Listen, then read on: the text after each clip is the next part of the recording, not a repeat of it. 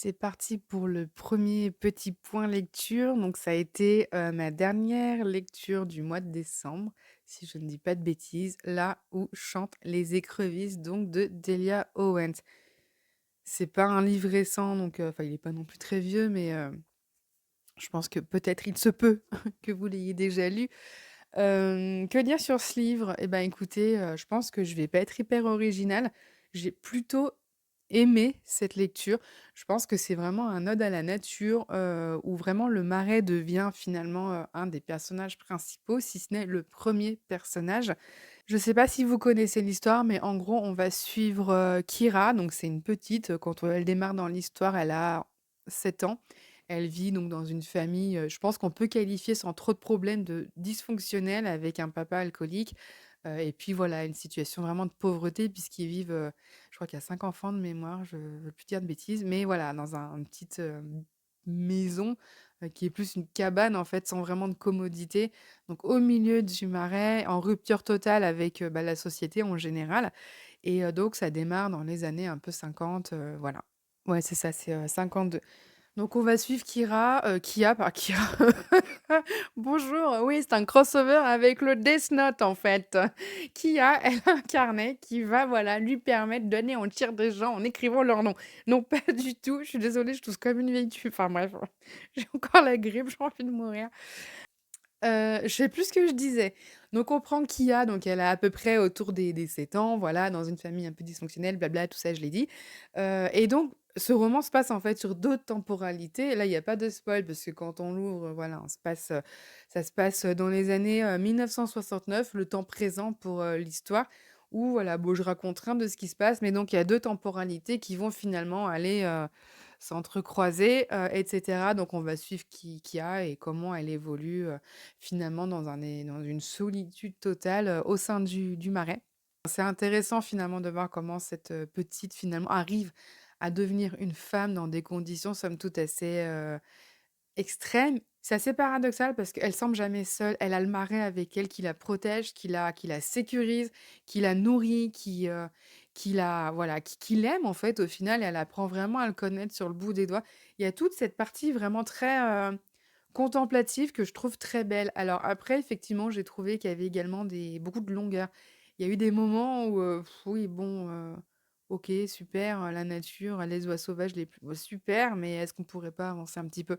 Donc après, c'est aussi mon peut-être, mon tempérament où, des moments, j'ai besoin un peu, voilà, que ça bouge, voilà. Mais sinon, l'histoire était assez chouette. Donc, au niveau des points négatifs, parce que j'ai trouvé malgré tout qu'il y en avait, pour moi, c'est pas, la lecture, waouh, coup de poing qui m'a, pardon micro, qui m'a, renversée. Comme je disais, j'ai plutôt bien aimé. Au niveau des points négatifs, comme je disais, bah, les longueurs déjà, ouais, il y a des moments où on aurait pu peut-être avancer un peu. Des espèces d'incohérences en fait où, je suis assez partisane finalement de poser le cerveau et de prendre ce que l'auteur a voulu me donner, ce que l'auteur veut raconter, me laisser embarquer par cette espèce un peu de cette sorte de magie quelque part, la magie de naturel ou je sais pas comment dire où voilà, Kira a une putain, Kia a une trajectoire qui est ce qu'elle est, qui est hautement improbable, vraiment, mais voilà. Je sais qu'il y a des gens qui ont été un petit peu, bloqués par cet aspect-là. Laissez-vous embarquer si vous l'avez pas lu, prenez l'histoire pour ce qu'elle est, voilà, cherchez pas à relativiser ou à rationaliser. Mettez-vous dans l'histoire et voilà. Donc du coup, de ce point de vue-là, c'est vrai que, bon, c'est un peu incohérent, mais j'ai réussi finalement à me dire que c'était chouette comme ça. Il y a des choses qui sont expliquées aussi, des décisions un peu incohérentes au niveau des adultes, mais c'est un petit peu expliqué aussi à des moments, donc du coup, ça va plutôt pas mal. Je vais reprendre mon carnet de lecture. El Famoso, parce que dedans, j'ai noté. Alors, avis mitigé, ça, c'est ce que j'avais noté. Oui, je fais ça pour, toutes mes lectures parce que comme vous l'avez vu, après sinon j'oublie. Donc très contemplatif, ça c'était, positif. Je trouvais ça assez chouette. Oui, j'ai adoré moi le rythme des saisons en fait, j'ai trouvé ça cool, cette roue de l'année comme ça qui défile et qui berce un peu le récit et finalement par ricochet non, donc j'ai trouvé ça vraiment bien. Tididi, voir comment elle découvre la vie, j'ai trouvé ça bien en analogie en fait avec ce qu'elle voit dans dans la nature. J'ai trouvé ça, pareil, très intéressant. Après, il y a une partie, en fait, le livre, outre les 2 temporalités finalement, a 2 axes majeurs. Le premier qui va vraiment concerner Kia et comment elle évolue au sein du Marais et le deuxième qui va vraiment concerner finalement comment Kia, est confrontée plus ou moins malgré elle, au monde, à la société de manière globale. Donc ça, voilà, c'est 2 choses qui s'entrechoquent finalement et c'est vrai que cette deuxième partie, moi je l'ai lu en diagonale, je vous cache pas. Hem c'est en ça où le livre était vraiment bien fait, c'est qu'au final, on se retrouve, je l'ai trouvée dérangeante la deuxième partie. Encore une fois, je dévoilerai rien de l'histoire, mais je me suis sentie, pas à ma place dans cette deuxième justement partie. Un peu, comme si j'avais été dessolée, sortie de mon sol et je pense que c'est en ça où le livre a été vraiment cool. C'est que ça ce que je pense que vraiment c'est ce qu'a ressenti Kia et d'arriver en tout cas à le ressentir comme elle, je pense que c'est une preuve que le livre est bien construit et en tout cas moi, m'a immergée totalement dans cette histoire, donc ça, j'ai trouvé ça vraiment bien vu.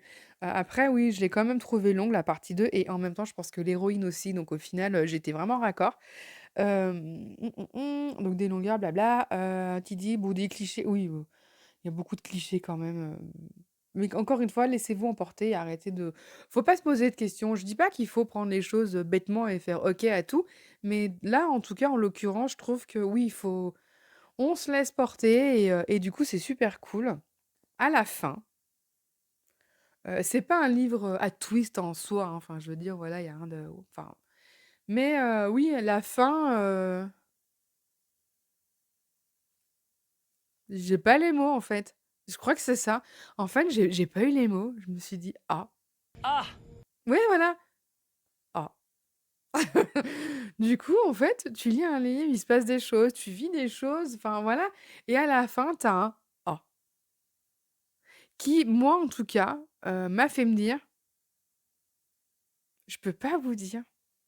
Parce que zéro spoil, je veux pas spoiler et c'est en ça où, faudrait voilà, j'ai envie d'en parler à des gens, en fait. J'ai vraiment envie de parler de cette fin, mais je peux rien dire, du coup, voilà, moi, elle m'a juste fait: «Ah».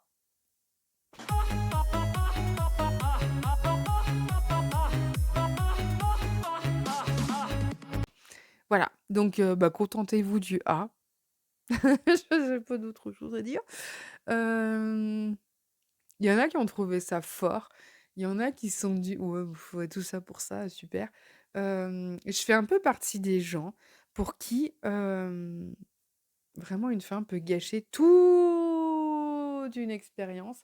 J'ai en tête, Le cycle des dieux de Bernard Werber qui avait commencé, je dirais dans la bibliothèque, je sais plus où, les Thanatonautes. J'avais adoré les Thanatonautes et je me suis fait toute la saga avec vraiment, tu sais, l'impatience de la sortie du tome suivant. En plus, en grand format. Tu sais, le truc qui te coûte une blinde quoi, pas le poche donc mais j'étais trop impatiente, je pouvais pas attendre les poches en fait. Je l'ai prise en cours donc les Thanatonautes étaient poches, mais à la suite, il y a un moment où j'ai rattrapé le rythme de sortie donc voilà, je suis partie sur des grands formats. J'étais ouais, j'étais motivée, mais la fin, je suis désolée, tu sens que l'auteur s'est fait plaisir, il a kiffé cette fin et tout machin, mais moi, elle m'a laissée sur le carreau et en fait, ça a été tel qu'à un moment, je me suis sentie, mais juste roulée, mais vraiment roulée. Tu t'es tapé je sais plus combien de bouquins, tu as dépensé plein de petits sous, tu vois?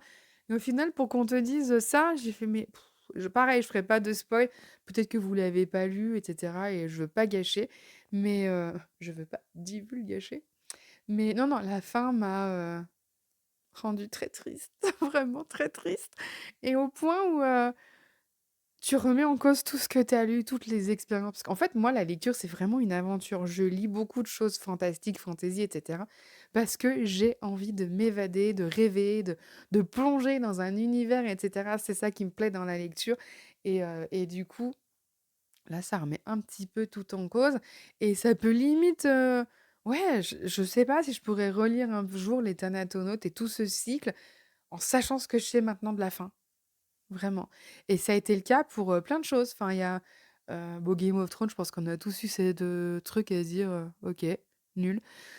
Donc voilà, c'est dommage. Donc là, voilà, là, sur, Là où chantent les écrevisses, ça m'a pas non plus tout gâché, la fin, on va pas abuser non plus.